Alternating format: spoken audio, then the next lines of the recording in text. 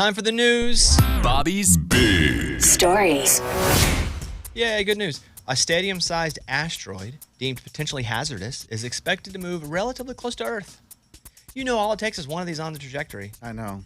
And they're like, it's going to be kind of close, but then it's like 400 billion light years away. Like, that's not close. But scientists say that's relatively close. Close is like you can reach out and touch it. Yeah, that's too close. Well, that's really close. The NASA is monitoring a potentially hazardous asteroid that is moving past Earth. NASA told Fox News Digital that the rocky object, which is 350 meters long, speak American to me. Yeah, they said stadium size, right? Speak American to me. Yeah. I don't know what that means. It looks like it means, typing it in, 1,100 feet by 590 feet. Whoa, that's big. Stadium sized, it was 621,000 miles away from Earth, which is considered relatively close. And an asteroid this size comes close to Earth about every 5 to 10 years, from Fox News. If there was one coming, if there was like a big one, they were for sure it was coming. Don't tell us. Don't tell us. You wouldn't want to know? No. I don't want to know. Like, just so you can get some stuff done, say goodbye. What's the matter? No, I just... Get some stuff done if for everything is what? done... I don't know. I have no idea. Actually, hold on. Yeah, what affairs would stay in order? Good point. Finish laundry. If all of a sudden, done, everybody went to black, there would be no difference. You don't want to know. You don't want to know. If all of a sudden you just looked up and you were like, what the? And then but you're also thinking it'll hit us straight on. What if it hits like one side of the Earth and then the other half we're if it hits surviving? one side, we're all drowning anyway. Oh, yeah. I mean, it's bad news. Yeah. Oh, I was thinking like it would only hit like Maine, and then so if you're in Maine, then you need to notify so you can evacuate. If it hits that big and it hits America, it's done. We're done if that happens. But I don't think it's going to happen in the next couple of days. Nah, we're good. So we're all good. But I don't want to know. Don't let us know. And then if we just disappear, we never even knew. So that's how I would prefer to go out via asteroid, in case you guys were wondering. Mm-hmm. Archaeologists discovered the remains of a decapitated group of vampire children. What? Excuse me? Believed to be demonic beings. This is from the New York Post. Archaeologists were flabbergasted after discovering the remains of alleged vampire children, one of which was decapitated to allegedly prevent them from rising from the grave. The burial clearly shows signs of anti-vampire practice. It's probably a kid born with a couple of incisors that were pointy. Yeah. And they're like, vampire. Or maybe that wasn't, like, Bram Stoker's Dracula didn't exist yet. And so they just, like, stayed up all night. Instead of waking up in the morning, they were more of a night owl. How old do they think these guys are? Hundreds of years. 13th century. But so were they kids that were murdered by other people that thought they were vampires? Workers had reportedly initially stumbled across the skeletons while removing tree roots for an ongoing garden renovation. Based on the earth, the way they found some pottery fragments, and they made these like designs when precautions were taken to prevent the dead from reanimating. According to the Post, it had all the characteristics of the anti-vampire burial. These kids weren't vampires, or these small humans. They weren't vampires. There's no such thing as vampires. It's like the Salem witch trials and witch hunt. Mm-hmm. All those were smart women who had something to say and were very intelligent. They were like, witch! These are women who have ideas of their own. Witch, hang them. These vampire children just probably like to stay up and watch Nick at Night. Get off them. Mm-hmm. That's wild. They had pale skin. These included the fact that the child had their skulls removed and they were face down with stones on top of their torso to keep them from rising from the grave. Oh, my gosh. Terrible. Dude, that's wild. They believed that crap back then. And I wonder in 300 years what they're going to say about us. What they find? They find no, it's like, and... that's crazy that they believed hot dogs were healthy. There's some cultures even now that think certain things based on how you look or how you're born. Like even my experience with an organization in Haiti that takes in children that are disabled. Like they're left on the street because some families are like, oh my gosh, they're born this way, and they get terrified that they are possessed or something. Yeah. So they don't want them in their home. And it's 2024.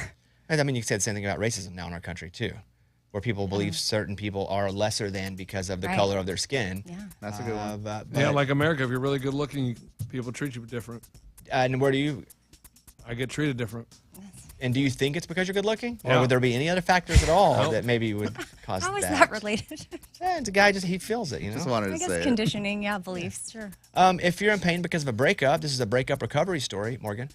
It may help to know that you should feel 100% about 1 year away from the time. Whoa! 1 year. Well, it doesn't say you're going to feel bad the whole time. It just said self-esteem takes around 1 year to fully recover from a relationship breakup. It did not matter if people remained single or not in this period. It still took the same amount of time for self-esteem to recover from the Journal of Personality and Social Psychology. How's your self-esteem, Morgan? I don't feel like my self-esteem is the thing that needs recovery. I feel like I'm pretty good in that area right now. What area is not good then? More just like the trusting my intuition. I always go through this after something happens where I'm like, what did I miss? What could I have done differently? Or what could I go through that more than like a self-esteem. I think this one, though, was not an intuition miss because it was different. If you don't mind me saying, you had a history of dating losers. Like, we could all look at them and go, too much hair gel, too much jewelry, no real idea of what they want to do, too much time in the gym, right? Like, she had a type. Yeah, Like did. the quote-unquote bad boy, but really just turns into, after age 34, loser boy, right? Like, they peak at, like, 24, that guy, right? But then this guy was good. You guys just, religion was the obstacle, right? It wasn't an intuition thing. He Yeah. blindsided her for sure. Yeah. Okay, but still, it wasn't something she missed. Yeah, but It was a decision he made while they were together because he was Jewish, you are not. And you thought, and possibly he did for a while, that you two would be able to have assimilation and come together. But then he made a decision that wasn't a loser decision. As a matter of fact, I'm glad he made the decision when he did. Glad it wasn't later. So I don't think you missed. I don't think that part of you that's missed before missed this time. I think you've actually gotten better at it. And I hope you don't think that your intuition was off because I think it was on. He just happened to make a decision. Your other guys didn't decide to be losers halfway through. They were losers when you met them. And also, maybe this will help. My therapist just had to tell me this last week. Like, not everything has to have an explanation or reason. What if it just is? Like, what if this just is what happened and you don't have to, like, question anything about yourself? It just is. I don't know. I don't like that because then it feels like an excuse. No, I'd no. say that for every loss. I guess- It just is. What? No. Nothing to do with me. No, it's helped me for sure because I'm always like trying to overthink everything and figure out the why and the reason and it can get exhausting. So it has helped me. I still think that certain things there is a reason and I can learn from it, but also some things it might just be. I think your intuition was not off on this one. I think he made a decision that was best for both of you. It was a difficult decision to make, an uncomfortable conversation, and a hard breakup. But I don't think you missed. Yeah. So we do agree. Yeah, it just is. It's know, what happened to her. I don't believe anything just is, but I can go. I can roll with you. That Well, it wasn't for me. It was from an expert. I can roll with you just to not talk about it anymore. Sure. An unclaimed $2 million Powerball ticket sold in Austin will expire very soon. Ooh. A Powerball ticket worth $2 million remains unclaimed from the April drawing. It will expire next month if no one steps forward. You know how close this was to being me? It wasn't. No, that C-Mart. You where- grew up there, No, but no. you didn't go there. That C-Mart? Oh, I went there. That's right by my middle No, no, school. no, you haven't- That's where before school, everybody would go behind there and smoke cigarettes. right, but you haven't been there in 20 years, so it wasn't that close. Just saying, man. That C-Mart was a part of my life. And we used to steal beer out of the beer Could've truck been you. there. It could have been you, huh? 20 years Yeah. ago when you couldn't even buy lottery tickets. For half of Americans, a good cup of coffee can turn the worst days into pretty good ones. Over half of Americans claim a good cup of coffee can be so powerful it can turn their worst days into good ones. On the flip side, 31% of their entire day can be ruined if their coffee isn't right.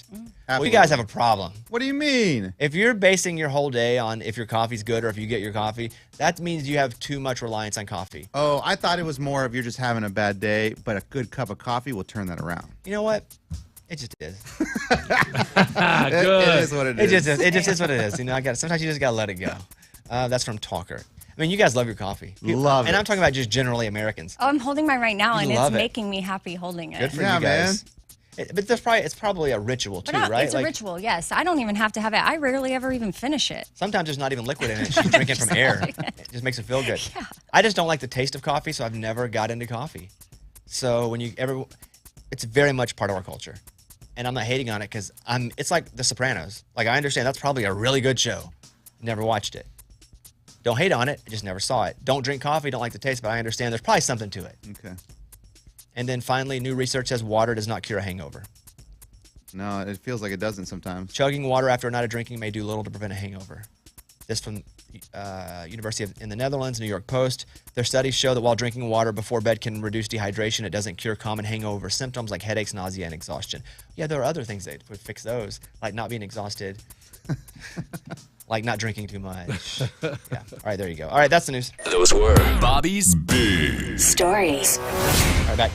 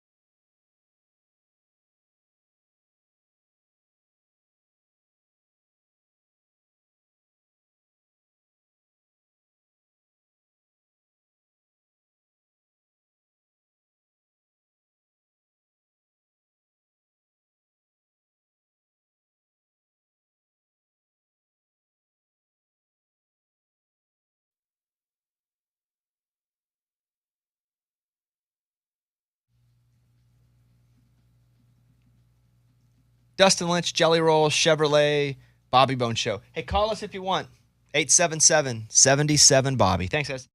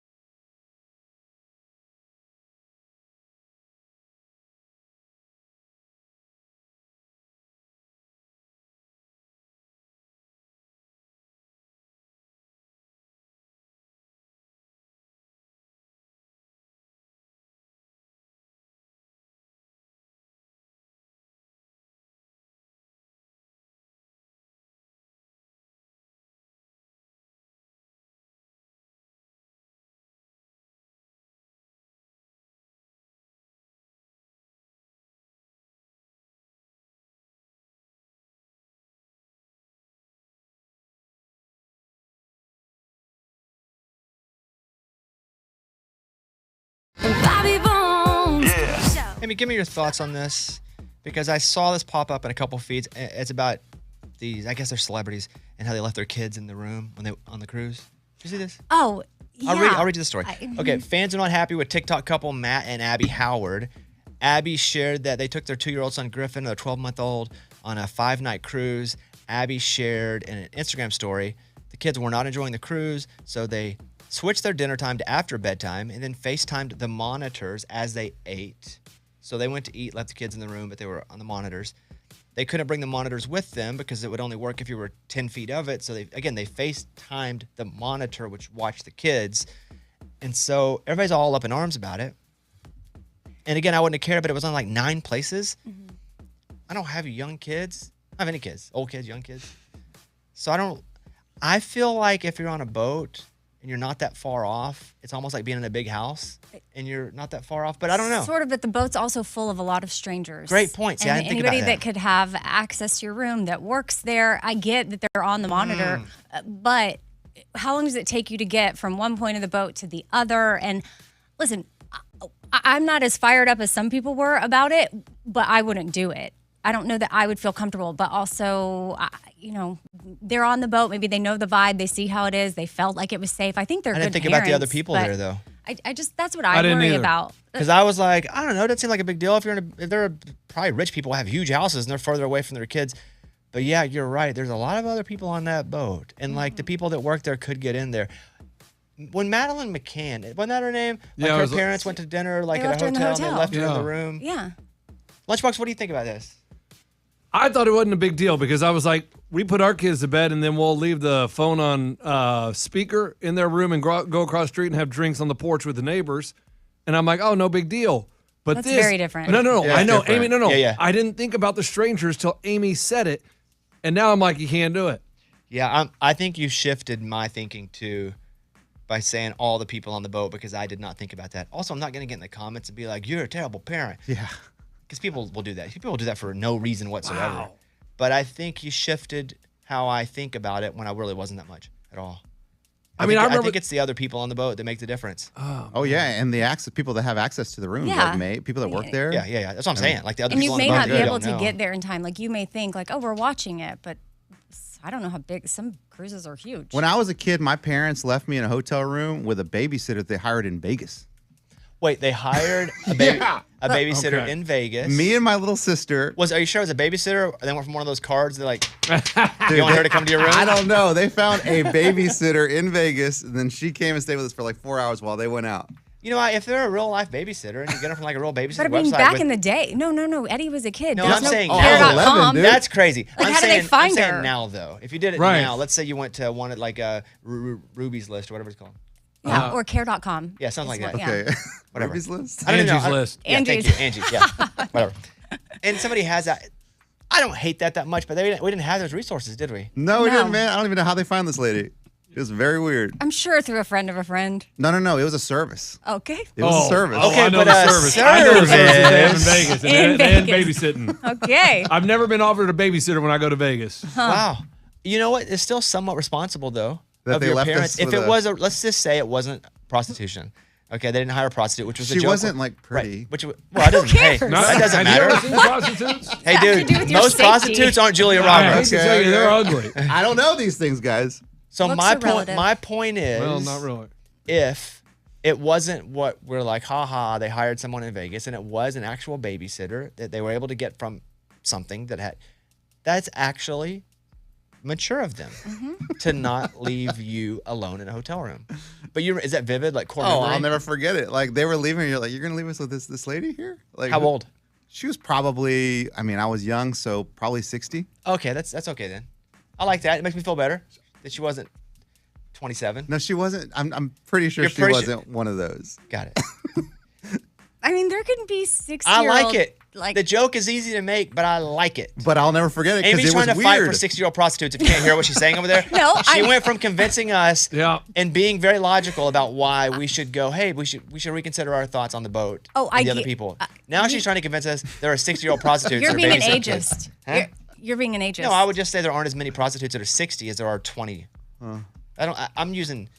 It's not even data because I don't know. It's a weird Oh, I argument. got data, and I've never been approached by a 60-year-old prostitute in Vegas. I've been Same. approached by the younger. You've been approached? Oh yeah. Oh, You too? If Mom? you're- have you ever walked of to a course. casino? You ever been at a casino at 2 a.m? Nah, I guess they don't approach me. I don't know. All of a No, sudden, they have. You just don't realize it. So, like, what do they say? You looking to party? Oh. Oh. I think I No, didn't that's never happened to me where they That say happened to something. me. To Yeah. me, it just is. They just will bring up conversation, like, "Hey, how are you doing tonight?" And all they do is want you to talk with them, and then it comes up. But there's a chance that they might not be. They're not. No, they're not. No girl in the history of my life, other than prostitutes in Vegas at 2 a.m, has ever come up to me and just seen me and thought, "I'd like to be with him." Okay, Ding, ding, so- ding. That's never happened. If the woman is sitting at the bar at 2 a.m. in Vegas, guess what? And she prostitute. initiates conversations with you. Prostitute. I don't think every woman's a prostitute at the bar at Okay, Vegas. because I'm like, what if so when in Vegas this weekend, I should not initiate conversation Correct. with anybody because it could be misunderstood. No, that's not what we said. At 2 a.m. At 2 a.m., if you're alone at the bar and he's alone at the bar and you walk up to him Oh, and say, okay. "How's your night going?" You're a hooker. Yeah. Oh. He definitely. Even if you don't plan to be, you're about to be a hooker. Okay. Oh, okay. You're about to be. Oh, Yes. boy. Yes. Wow. So don't be initiating I'm conversation. not. Okay. I'm No, not, note to trust self, me. Amy. Note Yeah. to self. Note to self. Write this down. No. Get your pen. Right. I won't be a hooker. I will not initiate conversation Okay. After alone 2 a.m. Yeah. after 2 a.m. Yeah, if you're sitting at a slot machine At a by bar. yourself at 2 a.m. and someone just walks by and you start talking to them, you're going to be known as a prostitute. I don't think that. Yeah, you're not No. gonna do that though. If it's 2 a.m. and you're by yourself, that's the only time a woman has ever in my whole life approached me to just be like, "Hey, what's up?" It's at a crazy hour if I'm by myself on a casino floor gambling. And trust me, I'm no better looking at that point than I am any other time. And no one ever in my life has come up to me just to be like, "Hey, you're cute. I'd like to get to know you." Like that's literally never happened unless it's a prostitute. Sorry, man. I know that part kind of sucks. Say it out loud. To be honest with you, yeah.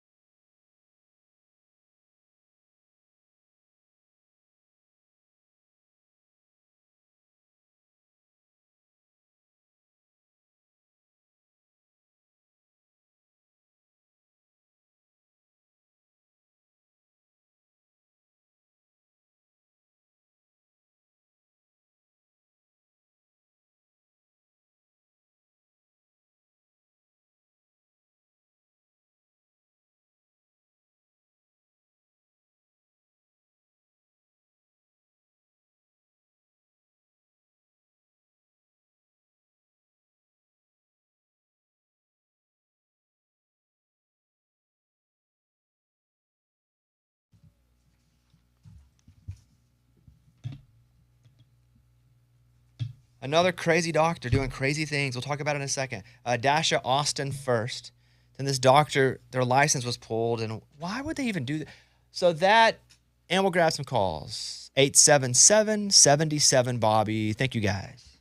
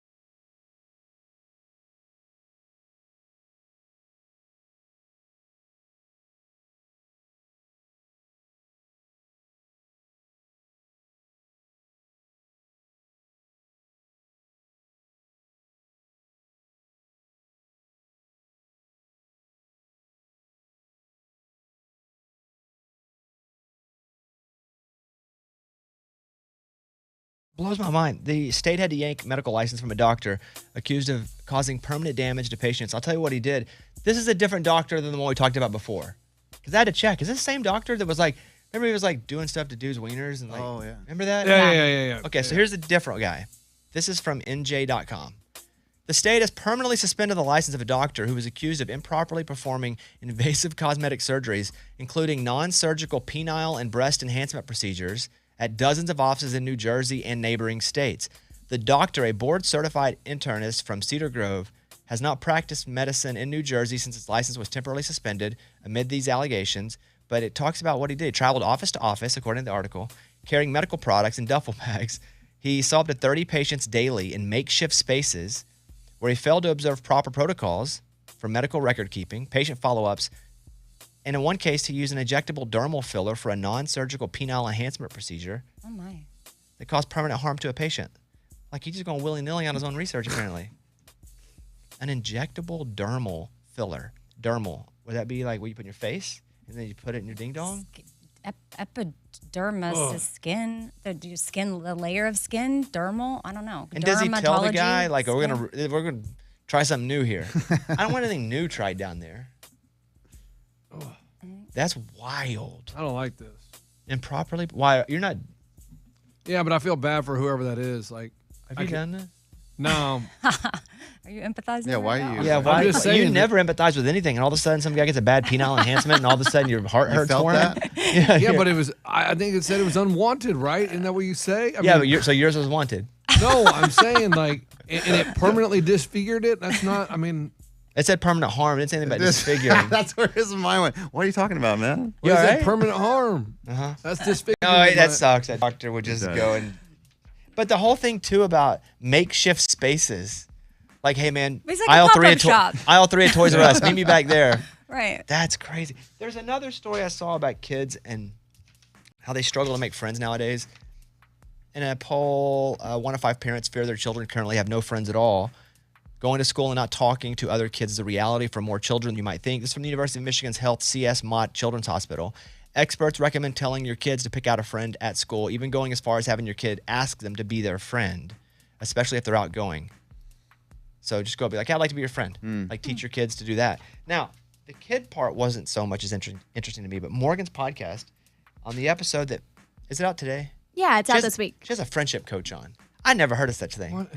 I never heard of a friendship coach. Yeah. This is a made-up profession. I'd like to hear about this, Morgan. It's real. Well, she came on to talk about how to make friends as adults because it's actually really hard. She's an author, like has a whole book about this and has multiple clients because making friends when you're adult, like we really struggle with that and nobody knows how to go about fixing it. If you met somebody, let's say you started dating somebody and they're like, I can't have a session with my friendship coach at noon. They pay $50 an hour for. What would you guys think about that? I think that if they are someone that also struggles making friends, then it will be okay. No. If not, I hear you. they're gonna be If like, anybody told me, hey, I got to go see my friendship coach at noon, I don't care if I'm dating him or not. Guess what? I ain't talking to him again. Cuckoo. I think there can be an expert on telling people how to make friends as an adult. It is harder as an adult, for sure. I just had seen Morgan's podcast is called Take This Personally, and you can check it out. I'm very interested to see what she has to say. And is she a doctor? Can I just say I'm a friendship? I mean, I've written a couple books. Exactly. They're bestsellers. Can I just claim to be a friendship coach? Is that something you claim or you have? There's no credit. You can't go to school and Well, get a degree in let's- friendship coach. Maybe you do. No, but Where? I don't think she you can could get a be degree a in therapist that Yes, leans yes. that has created a whole Absolutely. business around You don't get a degree in life coaching either, and there are life coaches. lots of them. Yeah, So- another made-up profession. Well, all professions are made up. No, life coach. I mean, hey, I'm going to tell you to do that. I'm your life coach, man. Go for that job. You should apply for it. Well, some I'm people your are life good at coach. it. Some people go to their pastor as like a life coach type thing.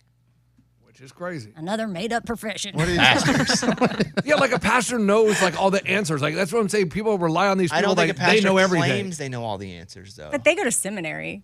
But the seminary doesn't teach them how to deal with. I mean, You I don't think need a from a credential biblical or license to become a perspective- life coach in the United Shocking. States. You don't? You said? don't. Yeah, no. I'm a life coach. exactly. That's it. what I'm saying. I do it every day on the air. Give great life advice. And I'm Like, what kind of advice can you tell me? Hey, if you want to be friends with that person, invite them to go play golf with you. Invite them to go to the movies. I mean, Okay. great. Morgan, can And- you give us some more perspective on what she offers? Well, I think it's for people who aren't like you, Lunchbox. Like, there's more introverted people, and going and talking to new people is also really difficult. So she's offering a space to be like, hey, this is probably why it's hard. Like, we talked about why it is hard to make adult friends, and she says, we know ourselves so well, so we discount people a lot. We have a fear of rejection, and we have a lack of time. And so if you can learn to take those things and shift them in your life, then you may have a more successful chance at making friends. So she offers solutions for people that aren't like you, Lunchbox. Or No. Okay, let's say someone that didn't have a lot of time. She's going to say, you need to make time. Whoa, great coaching, guys. But do you ever have great coaching? It's weird I'm fighting for the friendship coach, but Yeah. it's like any sort of mentor, right? You go to them because they have experience in doing what. So does this lady have a Hold lot of on, I'm in the friends? middle of talking. You go to someone who has experience in the area where you would like some Growth. leadership and growth. And so I would assume this is the case here, where she has experienced with a lot of people their need to be better at making friends, so she offers advice. I don't know if she does sessions. I was kidding about going to a session and just having a friendship coach. She may not. She could actually just be an expert who talks to groups, writes books, etc. But everybody has different needs, and somebody who is really introverted could obviously use a mentor in the space of being a bit more extroverted. Some people may want deeper friendship connections. Maybe they've always kept people at a distance and they want to learn how to let friends in and be a little more vulnerable because that wasn't either modeled to them or they didn't have opportunities or they were hurt bad by a friend at some point. And I could see how it could help with that. But to be an expert, you don't have to actually have, like, do you feel like you're an expert in sports? Yeah. Yeah. He thinks he knows everything about Right, sports. that's my point. It has no background other than running cross country in high school, right? Like, Soccer, track. I mean, He never played football. but high school, like high school. So there's no, and there are a lot of people who are really great at it, but I'm just showing how hypocritical it is for you to hate on that. well, so I could be a friendship coach because could- I'm good at making and see if you have friends. any clients that come to you. Okay. Yeah, that's what it Do is. it. I mean, I'll just tell you, hey, go talk to people, man. It's not that hard. Well, I don't think people are going to pay you for that. It's got to be deeper. Like, So does this lady have like millions of friends because she's so good at making friends? Like the Great best question. Does she have unlimited friends? Because she has to be so good at But it. I don't think friendship, like true quality friendship, is a quantity. It's more of a quality thing. Well, let me talk to her friends and see how quality of a friend she is. Like, I mean, You are really invested in being a hater right now. Like, let's check their out Morgan. credentials. Why don't you go listen to Morgan's podcast probably and give us a review then? why don't you bring her on Sore Losers? Yeah. and ask Take her? this personally with Morgan. You check out her podcast, and she has a friendship coach on who's telling you how to make friends. friends if that is not something that you are easily good at. Like the little steps you can make to be better at it. And I think that's fair. Yeah, and to like be a better friend to people too. To Amy's point, she Oh, that's talks probably about better. that too. That's good. Yeah, that's Yeah. good. Yeah. And I'll be your life coach. What's the number? Pay me for a session. I've done a lot of crap. Done it all wrong, so I have a lot of answers for you. Check out, Take This Personally with Morgan Hulsman.